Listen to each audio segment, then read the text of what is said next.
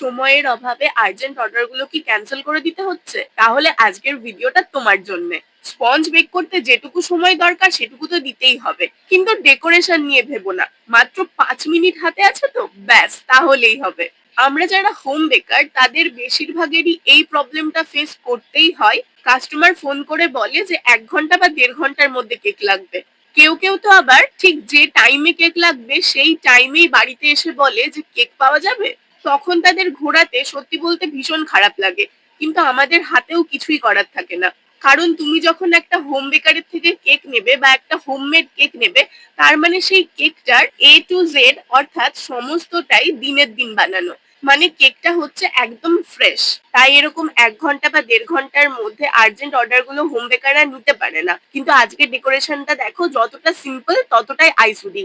তাই তোমরা যারা হোম বেকার আছো ট্রাই করতেই পারো। চলো টাটা।